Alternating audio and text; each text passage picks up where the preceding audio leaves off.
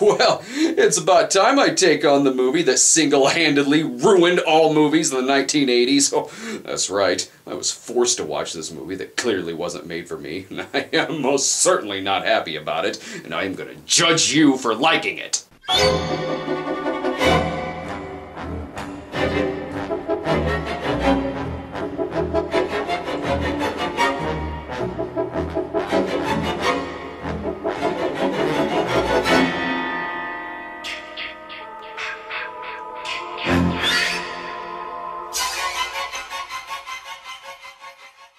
As you all may know, dead teenagers and excessive levels of slasher violence did not exist in movies up until this point, which is gonna be huge news for Herschel Gordon Lewis. The original Friday the 13th was a huge commercial success, bringing in $39 million domestically against a $550,000 budget, and an additional advertising campaign which even began before the script was finished. I don't like it when slasher movies finish the script, then I can't criticize it for not having a script. The film's success opened the floodgates for the standard 1980s slasher film, which is totally Friday the 13th's fault, because they should have seen that coming and ceased production so that a snooty prick like me wouldn't have to watch them. Frankly, I didn't know that there could be treasure found in a pile of trash, but it is considered to be one of the more well-made or serviceable slasher film entries. I will be the judge of that, says the man, predetermined to hate it. The film is directed by Sean Cunningham, who made the movie just before buying Christine off of George LeBay.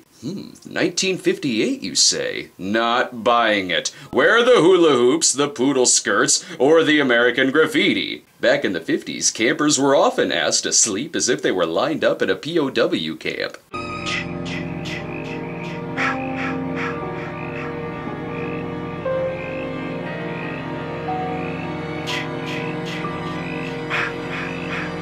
Well, there's the real star of the movie, the soundtrack that sounds like someone brushing their teeth, and then exhaling a breath of freshly minted air. Milk and honey on the other side. Hallelujah.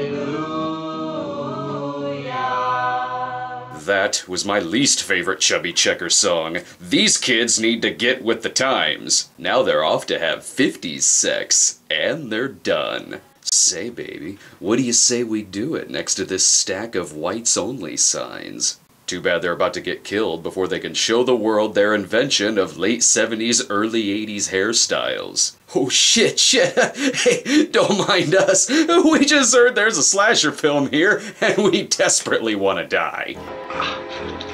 We weren't doing anything, we were just messing with. For this cinematographer, there will be no take two.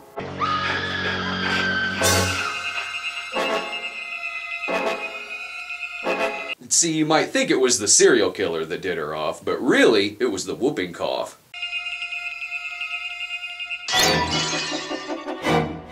Oh god damn it, you broke the screen! That's gonna be 30 years of bad movies! Wait, Tom Savini did the effects? How is that possible?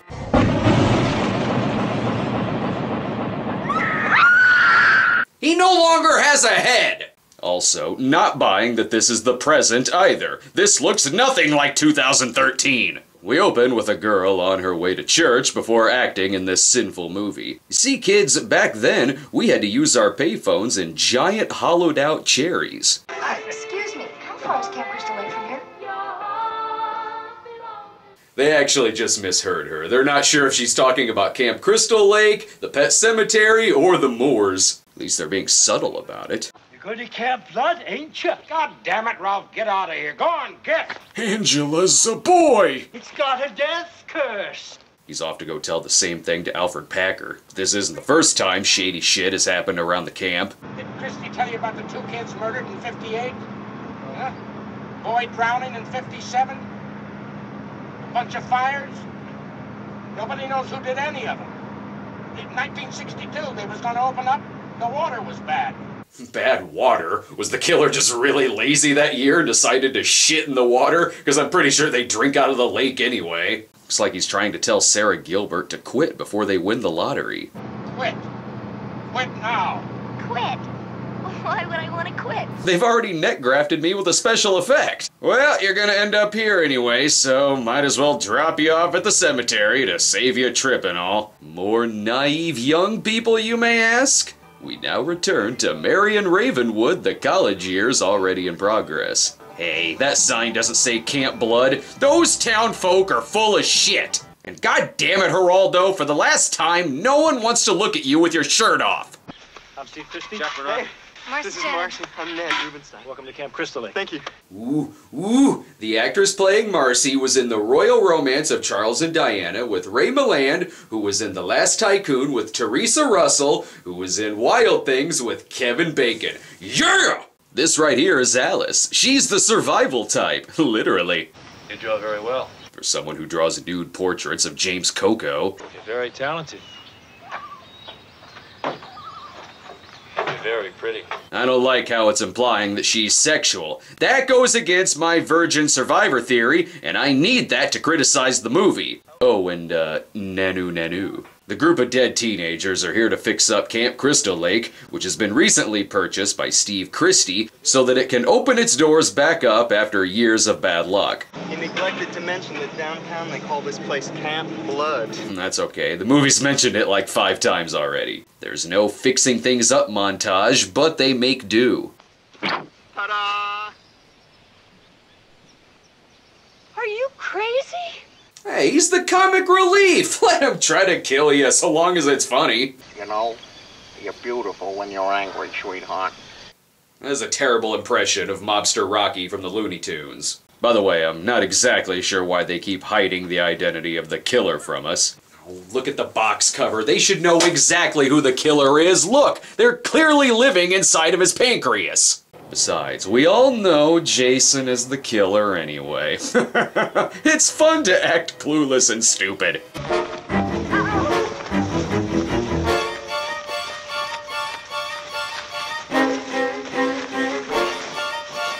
First they're killing teenagers, and now they're kidnapping the music from Psycho? For shame.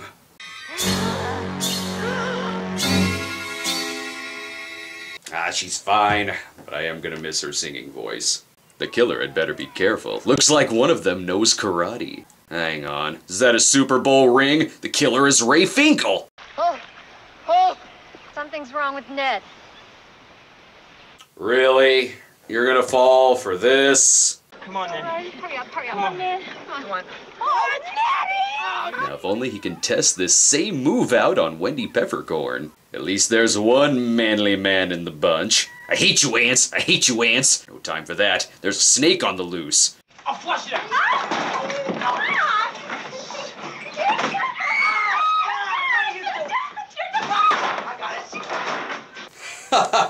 It's fun. They have fun. They just need to get John Candy in here with a shotgun lamp to shoot it in the ass. Jesus. Or just kill it, I guess. Well, at least we know what's for dinner. You just killed the snake, Deodato, and the offensiveness does not stop there.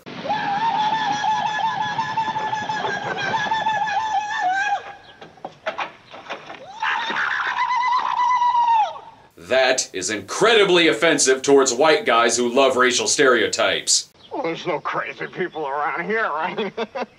I told you to sit on it, Tonto. To be fair, he is a better Tonto than Johnny Depp. By the way, Party Cop's dad is a real narc. You kids keep your noses clean, understand? We ain't gonna stand for no weirdness out here. Sorry. Thought there was an exit there. Sorry, just let me back it on up and get out of here. And way to lie to the cops. They had multiple pot all along.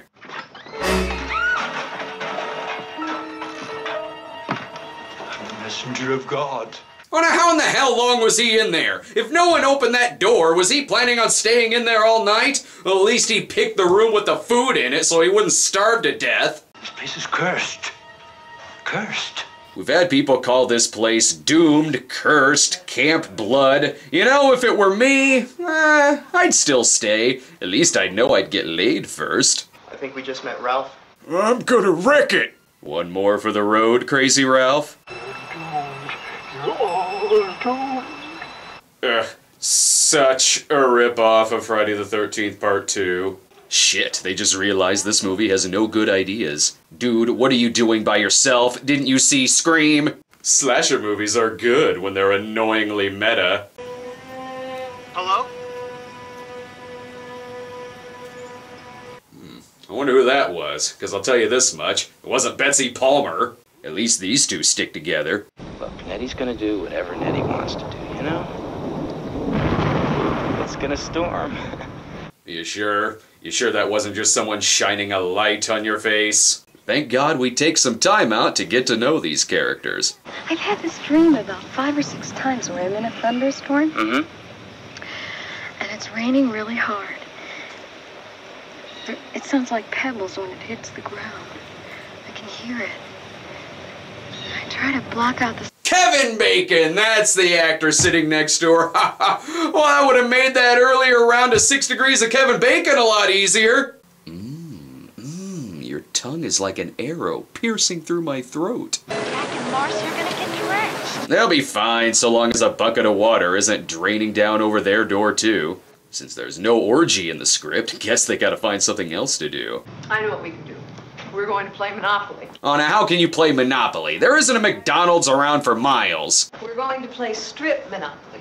Sorry, waiting 3 hours to see some titty only to end up broken in jail does not sound appealing to me. These two have the right idea.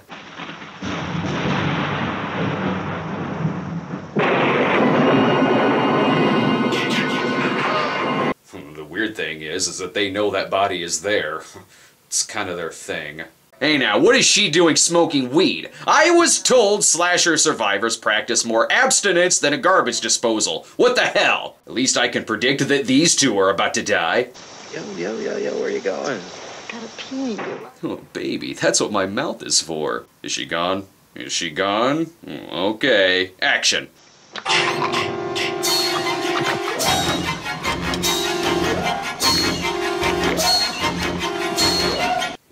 Boy, am I glad they cut that last shot out of the theatrical version. I hate it when my slasher movies contain slashings in them, just like I also hate it when comedies don't cut out the funny parts. Good thing she heard none of that. I said, Lizzie, you'll always be playing. She's speaking old school. She's ready for that close-up.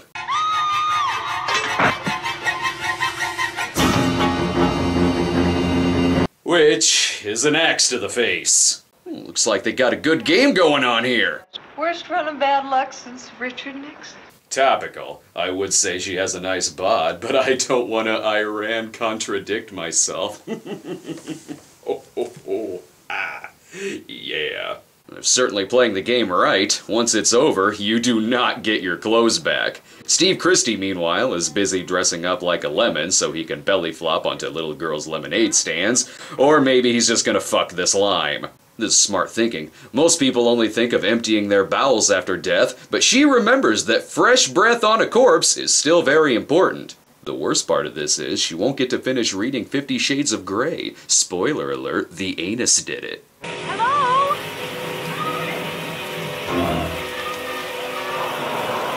Hello? Just a little tip. If you hear someone calling out in the middle of the night during a thunderstorm, don't go outside. Just call someone. This has been Cowardly Cinema Snobs Tips for Children. I think she just happened to be in the wrong place at the wrong time when the killer was really after Mike Kellen. Alice and Bill don't see anything, but that could be because they're looking out a window that looks suspiciously boarded up. They do, however, find some clues on their own. What is going on?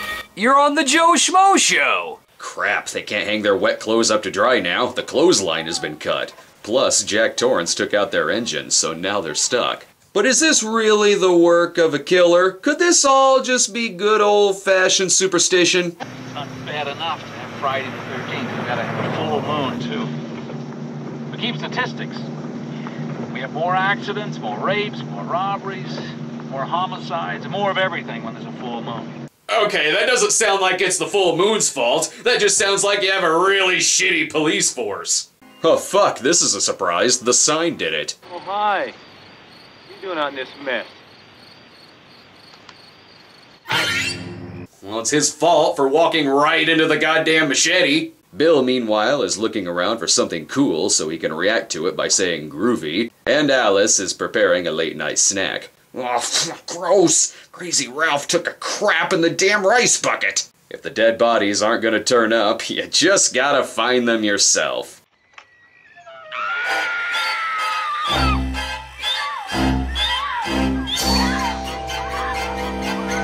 To be fair, what was he doing levitating himself up against a door? Oh hey look, she's competent. That's not something you read about in the reviews. I would say that a lot of these movies actually have stronger lead female characters than most action films, but I would lose my snob card for that one. I'll worry about her, the worst is yet to come. She later went on to work for Jerry Falwell. And here's the part where Alice gets taken to safety and goes home, clearly.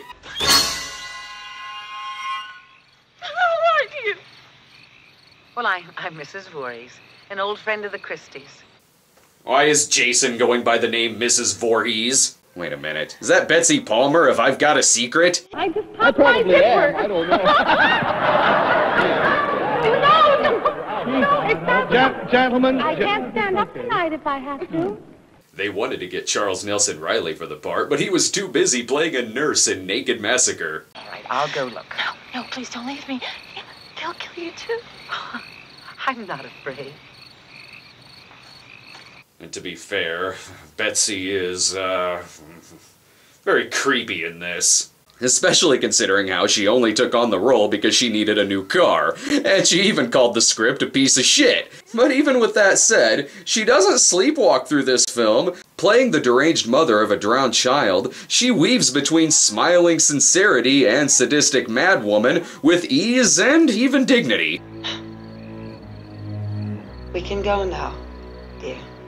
Your smile is telling me that we're friends, but your eyes are telling me that I'm gonna see my other friends in hell. Jason was my son, and today is his birthday. Oh, she just needs a present. I see no reason not to trust her. Look what you did to him.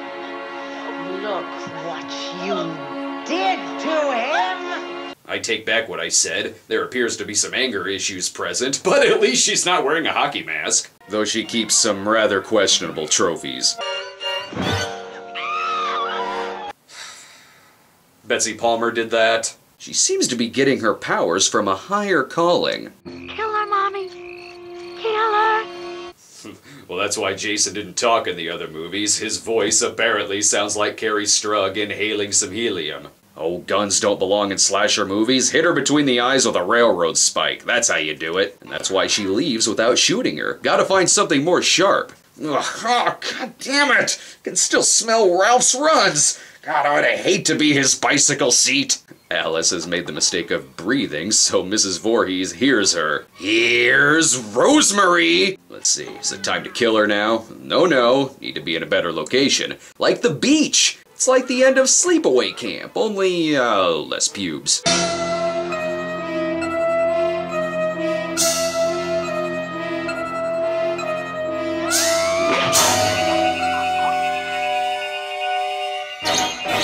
And then, no more sequels were made. I would call the police, but, just, so tired, so sleepy. Rest is the most important part of the evening.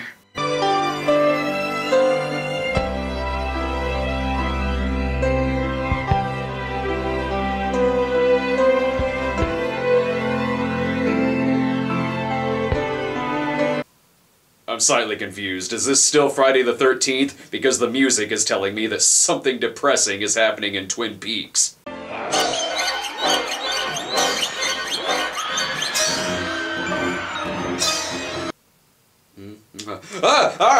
Scary. That's actually completely unrelated. They pumped so much chemicals into that lake that kid was only halfway through turning into the world's first superhero from New Jersey. Ma'am, we didn't find any boy. Then he's still there. Not necessarily. He's probably off aging 20 years before his appearance in the next movie. Well, that was certainly a trashy bit of slasher violence, sex, drugs, more sex, violence, and dead teenagers. But it's okay when Halloween did it. I must agree with my fellow critics like Gene Siskel, who responded by calling Sean Cunningham one of the most despicable creatures to ever infest the movie business. Yeah, sure, it goes rapists, murderers, and the guy who made a slasher film. He later went on to publish the address and home city for not only the chairman of Paramount, but also Betsy Palmer. 'Cause, you know, that's the adult thing to do when you don't like a movie. Or how about Variety's claim that the film contained no apparent talent? Right? This cast went nowhere. Bunch of no-names, seriously. Well, that about does it for me on this Friday the 13th. Wait, Friday the 13th isn't till next month? Then why the hell did I talk about this movie? It's not like there's any other movie with Friday the 13th in the title that I can talk about next month.